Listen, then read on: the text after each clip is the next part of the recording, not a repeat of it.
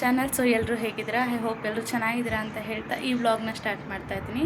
So ಇವತ್ತು ಮಧ್ಯಾಹ್ನದಿಂದ vlog start ಮಾಡಿದ್ದೀನಿ. ಸೊ ಬೆಳಗ್ಗೆಯಿಂದ ಸ್ವಲ್ಪ ಬ್ಯುಸಿ ಇದ್ದೆ, ಅಂದರೆ ಪಾಪು ಸ್ಕೂಲಿಗೆ ಕಳಿಸ್ತೀವಲ್ಲ, ಸೊ ಹಾಗಾಗಿ ಸ್ವಲ್ಪ ಬ್ಯುಸಿ ಇದ್ದೆ. ಸೊ ಈಗ ಒಂಚೂರು ಫ್ರೀ ಆಯಿತು, ಸರಿ ವ್ಲಾಗ್ ಮಾಡೋಣ ಅಂತ ಹೇಳಿ ವ್ಲಾಗ್ ಸ್ಟಾರ್ಟ್ ಮಾಡ್ತಾಯಿದ್ದೀನಿ. ಆ್ಯಂಡ್ ಇವತ್ತು ಮಧ್ಯಾಹ್ನದ ಊಟಕ್ಕೆ ನಾನಿಲ್ಲಿ ಮೂಲಂಗಿ ಸಾರು ಮಾಡ್ಕೊಂಡಿದ್ದೀನಿ. ಆ್ಯಂಡ್ ಅದು ಸಿಂಪಲ್ ಆಗಿದೆ, ಹಾಗಾಗಿ ಆ ರೆಸಿಪಿನ ನಿಮ್ಮೊಟ್ಟಿಗೆ ಶೇರ್ ಮಾಡೋಣ ಅಂತ ಹೇಳಿ ರೆಸಿಪಿ ಶೇರ್ ಮಾಡ್ತೀನಿ. ಫಸ್ಟು 1 ಸ್ಪೂನ್ ಎಣ್ಣೆನ ಹಾಕ್ಕೊಳ್ತಾ ಇದ್ದೀನಿ.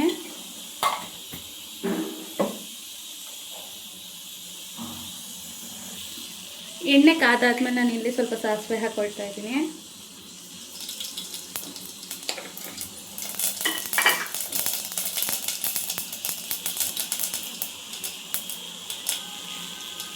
ಆಮೇಲೆ ಸ್ವಲ್ಪ ಜಾಸ್ತಿ ಬೆಳ್ಳುಳ್ಳಿನ ಲಚ್ಕೊಂಡಿದ್ದೀನಿ. ಇದು ಮೀನ್ ಫ್ಲೇವರೇ ಇದು.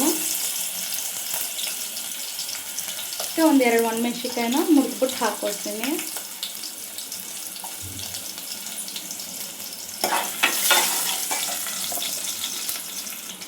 ಸೊ ಇವೆಲ್ಲ ಚೆನ್ನಾಗಿ ಫ್ರೈ ಆದಮೇಲೆ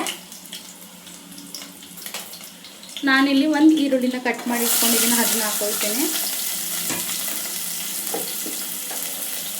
ಆಮೇಲೆ ಸ್ವಲ್ಪ ಕರಿಬೇವು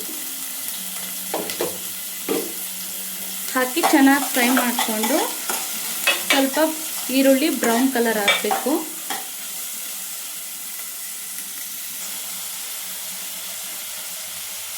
ನೋಡ್ಬೋದು ಈರುಳ್ಳಿ ಕಲರ್ ಬಿಟ್ಕೊಂಡಿದೆ. ಈಗ ಅರ್ಧ ಟೊಮೆಟೊನ ನಾನು ಇದಕ್ಕೆ ಹಚ್ಚಿ ಹಾಕೊಳ್ತಾ ಇದ್ದೀನಿ.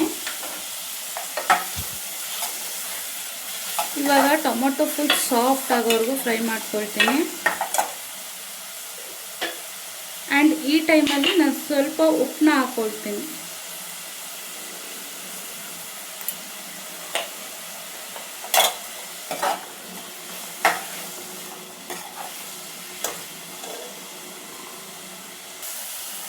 ಈಗ ಟೊಮೊಟೊ ಸ್ವಲ್ಪ ಸಾಫ್ಟ್ ಆಗಿದೆ.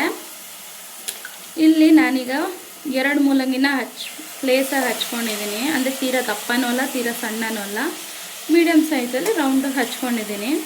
ಬೇಕಾದರೆ ಇದನ್ನು ಕೆಲವೊಂದು ಕಡೆ ಜಜ್ಬಿಟ್ಟು ಸಹ ಮಾಡ್ಕೊಳ್ತಾರೆ, ಟೇಸ್ಟ್ ಚೆನ್ನಾಗಿರುತ್ತೆ ಅಂತ ಹೇಳಿ. ನನ್ನ ಹಸ್ಬೆಂಡ್ಗೆ ಜಜ್ ಮೂಲಂಗಿ ಮಾಡಿದ್ರೆ ತುಂಬ ಇಷ್ಟ, ಬಟ್ ನನಗೆ ಜಜ್ಜಿದ್ರೆ ಅಷ್ಟು ಇಷ್ಟ ಆಗಲ್ಲ ಅಂತ ಹೇಳಿ ಪ್ಲೇಸಾಗಿ ಸ್ವಲ್ಪ ಈರುಳ್ಳಿನ ಕಟ್ ಮಾಡ್ಕೊಳ್ತೀನಿ. ಈರುಳ್ಳಿ ಅಲ್ಲ, ಮೂಲಂಗಿನ. ಸೊ ಇದು ಈಗ ಆಲ್ರೆಡಿ ನಾವು ಈರುಳ್ಳಿ ಮತ್ತು ಟೊಮೆಟೊ ಫ್ರೈ ಮಾಡ್ಬೇಕಾದ್ರೆ ಸ್ವಲ್ಪ ಉಪ್ಪು ಹಾಕಿರೋದ್ರಿಂದ ಸ್ವಲ್ಪ ಮೂಲಂಗಿ ಅದರಲ್ಲೇ ಫ್ರೈ ಆಗಲಿ. ಚೆನ್ನಾಗಿ ಫ್ರೈ ಆದರೆ ಬೇಗ ಬೇಯ್ಕೊಳ್ಳುತ್ತೆ, ಅದಕ್ಕೋಸ್ಕರ ಈಗ ಮಿನಿಮಮ್ ಇದನ್ನು ಒಂದು 5 ಮಿನಿಟ್ಸ್ ಇದೇ ಉರಿಲೇ ಬೇಯಿಸ್ಕೊಳ್ತೀನಿ. ಈಗ ಮೂಲಂಗಿ ಸ್ವಲ್ಪ ಫ್ರೈ ಆಗಿದೆ. ಸೊ ನಾನಿಲ್ಲಿ ಒಂದು ಕುಕ್ಕರ್ಗೆ ಸ್ವಲ್ಪ ಹೆಸರುಬೇಳೆ ಹಾಗೆ ತೊಗರಿಬೇಳೆ ಒಂದು 3 ಟೊಮೆಟೊ ಹಣ್ಣು ಹಾಕಿ ಚೆನ್ನಾಗಿ ಕೂಗಿಸ್ಕೊಂಡಿದ್ದೀನಿ, ಸ್ವಲ್ಪ ಅರಿಶಿನ ಹಾಕಿ.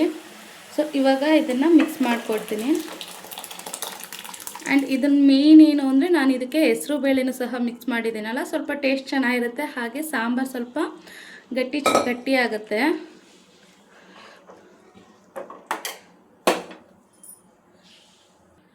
ಆ್ಯಂಡ್ ನಾನೀಗ ಮನೇಲೇ ಮಾಡಿರೋಂಥ ಆಲ್ಮೋಸ್ಟ್ ಎಲ್ಲರ ಮನೇಲೂ ಸಹ ಬೇಳೆ ಸಾಂಬಾರು ಪುಡಿ ಮಾಡಿರ್ತೀವಿ. ಸೊ ಆ ಸಾಂಬಾರು ಪುಡಿನ ಈ ಟೈಮಲ್ಲೇ ಹಾಕ್ಕೊಳ್ತೀನಿ.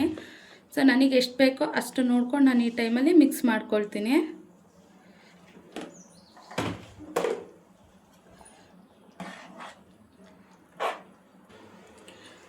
ಇದನ್ನೀಗ ಮಿಕ್ಸ್ ಮಾಡ್ಕೊಂಡಾದ್ಮೇಲೆ ಅದಕ್ಕೆ ಎಷ್ಟು ಬೇಕೋ ಸಾಂಬಾರಿಗೆ ನೋಡಿಕೊಂಡು ನಾವಿಲ್ಲಿ ನೀರು ಹಾಕ್ಕೊಳ್ತಿದ್ದೀನಿ. ಸೊ ನನಗೆ ಸ್ವಲ್ಪ ಗಟ್ಟಿಯಾಗಿ ಸಾಂಬಾರು ಇಷ್ಟ, ಹಾಗಾಗಿ ಸ್ವಲ್ಪ ತಿಕ್ನೆಸ್ ನೋಡ್ಕೊಳ್ಬೇಕು. ನಾನು ಈ ಕನ್ಸಿಸ್ಟೆನ್ಸಿಲಿ ಮಾಡ್ಕೊಂಡಿದ್ದೀನಿ. ಸೊ ನಮ್ಮ ಮನೆಯಲ್ಲಿ ಸ್ವಲ್ಪ ಗಟ್ಟಿ ಕೇಳ್ತಾರೆ ಯಾವುದೇ ಸಾಂಬಾರಾದರೂ.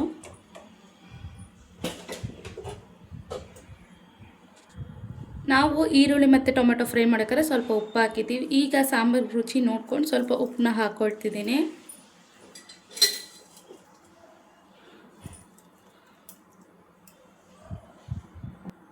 ಉಪ್ಪು ಹಾಕಿದ್ಮೇಲೆ ಇದನ್ನು ಚೆನ್ನಾಗಿ ಕಲಸಿ ಒಂದು 5 ರಿಂದ 10 ನಿಮಿಷಗಳ ಕಾಲ ಕುದಿಯೋಕ್ಕೆ ಬಿಟ್ಕೊಳ್ತೀನಿ.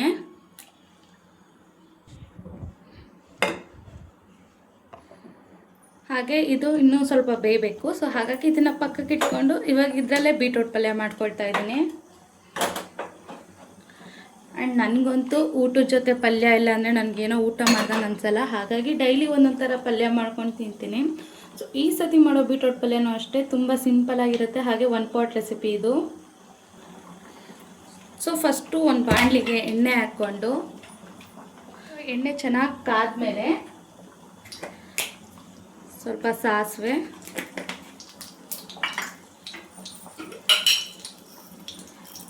ಸ್ವಲ್ಪ ಕಡಲೆಬೇಳೆ,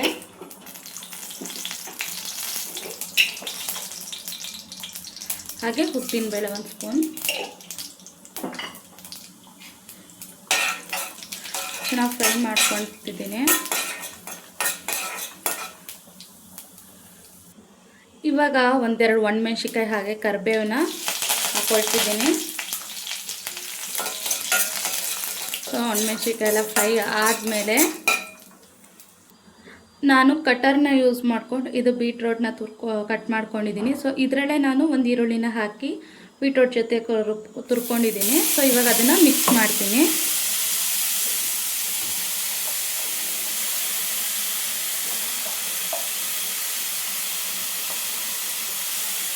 ಈ ಕಟರ್ ಇರೋದ್ರಿಂದ ನನಗಂತೂ ಸಿಕ್ಕಾಪಟ್ಟೆ ಯೂಸ್ ಆಗುತ್ತೆ. ಬಿಕಾಸ್ ಈ ಬೀಟ್ರೋಟೆ ಅಂತಲ್ಲ, ಪ್ರತಿಯೊಂದು ತರಕಾರಿನೂ ಬೇಗ ಕಟ್ ಮಾಡ್ಕೋಬೋದು. ಆ್ಯಂಡ್ ತುಂಬ ಚಿಕ್ಕದಾಗಿ ಕಟ್ ಮಾಡ್ಕೋಬೇಕು ಅನ್ನೋ ಟೈಮಲ್ಲಂತೂ ಇದು ತುಂಬ ಯೂಸ್ ಆಗುತ್ತೆ. ಈಗ ಬೀಟ್ರೋಟ್ ಹಾಕಿದ್ಮೇಲೆ ರುಚಿಗೆ ಎಷ್ಟು ಬೇಕೋ ಅಷ್ಟು ಉಪ್ಪನ್ನ ನಾನು ಈಗಲೇ ಆ್ಯಡ್ ಮಾಡ್ಕೊಳ್ತೀನಿ.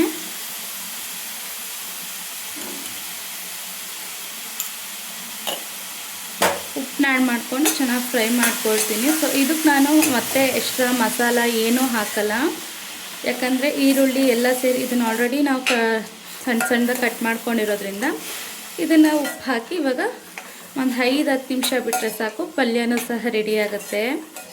ತುಂಬ ಡೀಟೇಲಾಗಿ ಏನು ಮಾಡೋ ಅವಶ್ಯಕತೆ ಇಲ್ಲ. ಇಷ್ಟು ಥರ ಸಿಂಪಲಾಗಿ ಮಾಡಿಕೊಂಡ್ರೆ ಟೈಮ್ ಇಲ್ಲದೆ ಇರೋ ಟೈಮಲ್ಲಂತೂ. ಆ್ಯಂಡ್ ಈ ಪಲ್ಯ ಚಪಾತಿಗೂ ಸಹ ತಿನ್ಬೋದು, ತುಂಬ ಚೆನ್ನಾಗಿರುತ್ತೆ. ಸೇಮ್ ಬೀಟ್ರೋಟ್ ಪಲ್ಯ ಥರನೇ ಇರುತ್ತೆ.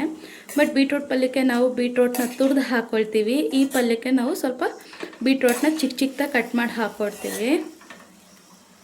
ಆ್ಯಂಡ್ ಫೈನಲ್ ಆಗಿ ಪಲ್ಯನೂ ಸಹ ರೆಡಿ ಆಯಿತು, ಇತ್ತ ಸಾಂಬಾರು ಸಹ ರೆಡಿ ಆಯಿತು. ಸೊ ಎರಡಕ್ಕೂ ಫೈನಲ್ ಟಚ್ಚು ಕೊತ್ತಂಬರಿ ಹಾಕ್ಕೊಂಡ್ರೆ ಸಾಂಬಾರು ಮತ್ತು ಪಲ್ಯ ರೆಡಿ ಇವತ್ತು ಮಧ್ಯಾಹ್ನದ ಊಟಕ್ಕೆ. ನಿಧಾನ, ಪಾಪು ಮಲಗಿದ್ದಾನೆ. ಮ್ಯಾಗಿ ಎಲ್ಲ ಊಟ, ಅನ್ನ ಸಾಂಬಾರು. ಪಾಪು ಮಲಗಿದ್ದಾನೆ, ನಿಧಾನ, ಸೌಂಡ್ ಮಾಡಬೇಡ.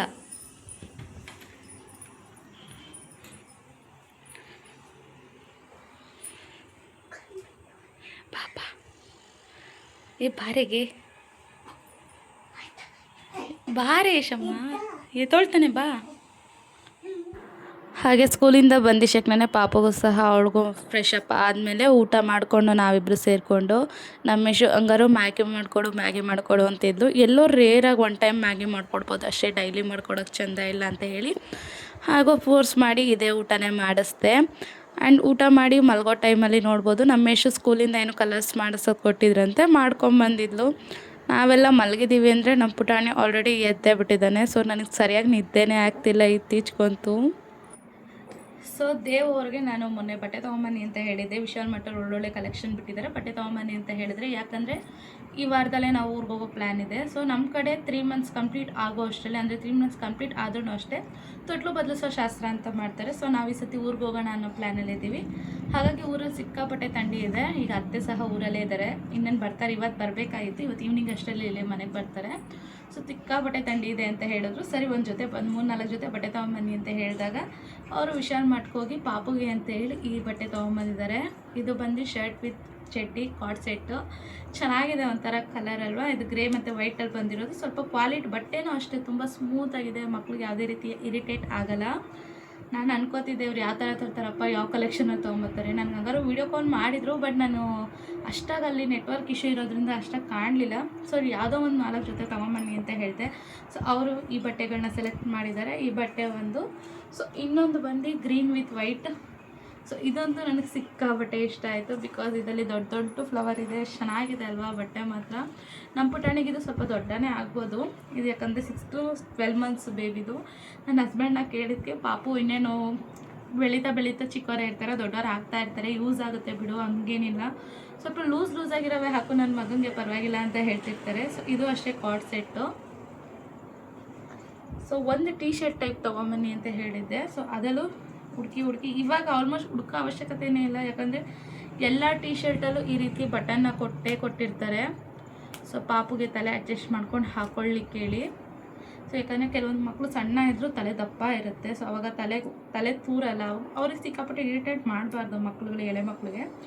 ಸೊ ಹಾಗಾಗಿ ಇದೊಂದು ಟೀ ಶರ್ಟ್ ತೊಗೊಂಬನ್ನಿ ಅಂತ ಹೇಳಿದ್ದೆ. ಇದು ಅಷ್ಟೇ ಕಾರ್ಡ್ ಸೆಟ್ ಥರನೇ ತಂದಿದ್ದಾರೆ. ಇದಕ್ಕೆ ಇದು ಬಂದಿದೆ ಚಟ್ನಿ, ಪುಟಾಣಿ ಪಾಕೆಟ್ ಬಂದಿದೆ. ಆಲ್ಮೋಸ್ಟ್ ಎಲ್ಲದರಲ್ಲೂ ಪುಟಾಣಿ ಪಾಕೆಟ್ ಬಂದಿದೆ. ಯಾವುದಕ್ಕೆ ಏನೇನು ಹಾಕ್ಕೊಳ್ತಾರೆ ಅನ್ನೋದೇ ಗೊತ್ತಿಲ್ಲ. ಆ್ಯಂಡ್ ಇದೊಂದು, ಆ್ಯಂಡ್ ಇದು ಸಿಂಪಲ್ ಆಗಿದೆ. ಆ್ಯಂಡ್ ನೈಟ್ ಸೂಟೀಸ್ ಥರ. ಆ್ಯಂಡ್ ಈಗ ಅವನಿಗೆ ಪ್ರೆಸೆಂಟ್ ಅವನಿಗೆ ಇದು ಆಗುತ್ತೆ. ಈಗ ಪಾಪುಗೆ ತುಂಬ ಚೆನ್ನಾಗಿದೆ. ಅಂದರೆ ಸ್ಮೂತ್ ಬಟ್ಟೆ. ಯಪ್ಪ, ಮಕ್ಕಳು ಬಟ್ಟೆ ಸ್ವಲ್ಪ ಕಾಸ್ಟ್ಲಿನೇ, ಬಟ್ ಮಕ್ಳಿಗೆ ಇವಾಗೆಲ್ಲ ಸ್ಮೂತಾಗಿರೋ ಬಟ್ಟೆ ಹುಡುಕ್ತಾರೆ. ಸೊ ಅವ್ನಿಗೆ ಇದು ಪ್ರೆಸೆಂಟ್ ಆಗುತ್ತೆ. ಇದು ಬಂದು ಪ್ಯಾಂಟ್ ತುಂಬ ಚೆನ್ನಾಗಿದೆ, ನನಗೆ ಇಷ್ಟ ಆಯ್ತು ಇದು ಕಲರು. ಆ್ಯಂಡ್ ಅದ್ರ ಜೊತೆ ಒಂದು 3 ಜೊತೆ ಪ್ಯಾಂಟ್ಗಳನ್ನ ತೊಗೊಂಬನ್ನಿ ಅಂತ ಹೇಳಿದ್ದೆ. ಯಾಕಂದರೆ ಅವನ ಹತ್ರ ಆಲ್ಮೋಸ್ಟ್ ಟೀ ಶರ್ಟ್ಸ್ ಆಗಿರಲಿ ನಾನೆಲ್ಲ ಆನ್ಲೈನಲ್ಲಿ ತರಿಸ್ಕೊಂಡಿದ್ದೀನಿ. ಸೊ ಪ್ಯಾಂಟು ಇನ್ನರ್ಸ್ಗಳನ್ನ ನಾನು ಯಾವ್ದು ತರಿಸ್ಕೊಂಡಿಲ್ಲ ಅವ್ನಿಗೆ ಇನ್ನೂ, ಯಾಕಂದರೆ ಇನ್ನೂ ಲಂಗೋಟ್ಸ್ ಕಟ್ತಾ ಇದ್ದೀವಿ ಅಂತ ಹೇಳಿ. ಸೊ ಕೆಲವೊಂದು ಕಡೆ ಹೊರಗಡೆ ಓಡಾಡ್ತೀವಲ್ಲ, ಸೊ ಇನ್ಮೇಲೆ ಆಲ್ಮೋಸ್ಟ್ ಹೊರಗಡೆ ಕರ್ಕೊಂಡು ಹೋಗ್ತೀವಲ್ಲ, ಪ್ಯಾಂಟ್ಗಳು ತೊಗೊಂಬನ್ನಿ ಅಂತ ಹೇಳಿದ್ದೆ. 1-2 ಜೊತೆ. ಸೊ ಪ್ಯಾಂಟ್ ತೊಗೊಂಬಂದಿದ್ದಾರೆ. ಇದೊಂದು ಮಾತ್ರ ಹುಡುಗಿ ಪ್ಯಾಂಟ್ ತೊಗೊಂಡ್ಬಿಟ್ಟಿದ್ದಾರೆ. ಸೊ ಇದನ್ನು ಪಾಪುಗೆ ಹಾಕ್ಲಿಕ್ಕಾಗಲ್ಲ ಅಂತ ಹೇಳಿದ್ರೆ ನನ್ನ ಮಗಳಿಗೆ ಹಾಕು ಅಂತ ಹೇಳ್ತಾರೆ. ಪಾಪುಗೂ ಸಹ ಆಗಲ್ಲ, ಅವಳು ಉದ್ದ ಇದ್ದಾಳೆ, ಇದು ಸ್ವಲ್ಪ ಚಿಕ್ಕ ಇದೆ.